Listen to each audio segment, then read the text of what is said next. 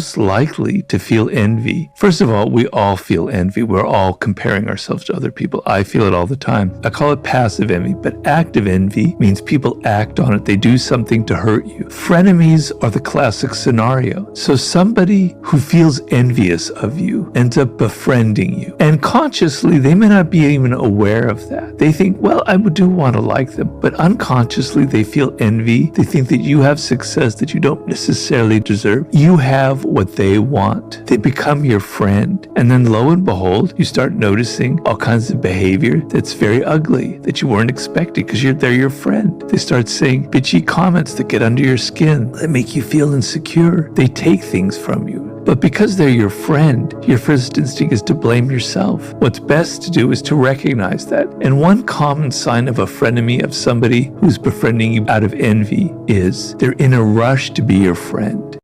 To look into the mind of a jealous person is to find a landscape defined by perceived scarcity. While a secure person sees someone else's success or beauty as an independent event, a jealous person sees it as a direct subtraction from their own worth. Here is an insight into the internal mechanics of a jealous mind. Number 1 is the comparison trap. Jealousy is rarely about the other person. It is about a deep-seated feeling of inadequacy. The jealous mind operates on a social comparison loop.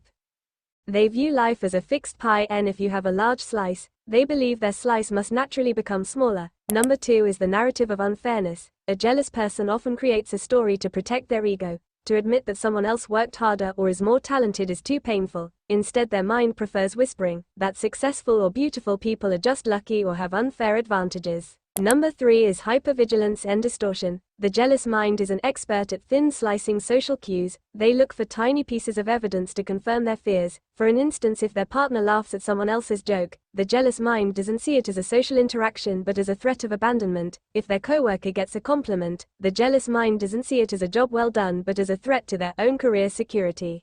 Number 4 is the idealization of the rival. Paradoxically, the jealous person often thinks more highly of the rival than anyone else does. They obsess over the rival's strengths, magnifying them until that person becomes a giant in their mind. This creates a painful cycle. The more they focus on the other person's perfection, the smaller and more invisible they feel. Number 5 is the fear of loss. At its core, jealousy is an anticipatory emotion. It is the fear of losing something you have. In the case of romantic jealousy, or the fear of never getting what you want, that's in the case of envy. It triggers the same fight or flight response in the brain as a physical threat, which is why jealous people often act irrationally or aggressively. When someone is jealous of you, they are essentially reacting to a threat they've created in their own head. Because their behavior usually stems from insecurity rather than actual malice, handling them requires a mix of emotional intelligence and strategic boundaries.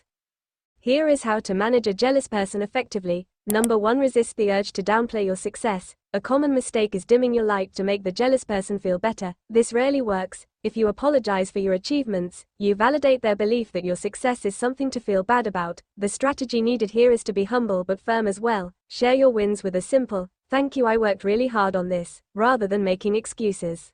Number 2, practice strategic vulnerability. Jealousy thrives when people think your life is perfect and effortless. You can disarm a jealous person by pulling back the curtain on the messy side of your success. The strategy needed here is, if a coworker is jealous of a promotion, mention the sleepless nights or the stress that came with it. By showing the cost of your success, you make it feel less like luck and more like a burden they might not actually want.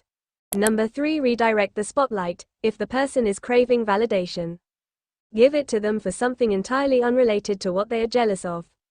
The strategy needed here is, if they are jealous of your appearance, ask for their advice on a work project. This shifts the dynamic from competitors to allies and proves that you value their intellect, which helps heal their bruised ego.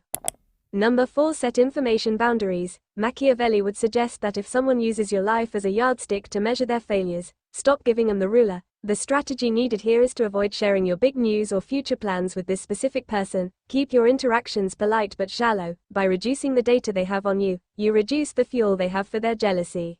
Number 5, call out the behavior gently. If the jealousy turns into passive-aggressive comments or backhanded compliments, you can address it without being confrontational. The strategy needed here is to use a curiosity approach. If they make a snide remark, just say, "That's an interesting thing to say out loud, but what did you mean by that?" Forcing them to explain their comment often makes them realize their jealousy is showing, which usually causes them to back off. That was it for today, Munchkin. Subscribe for more Tea with the Airhead.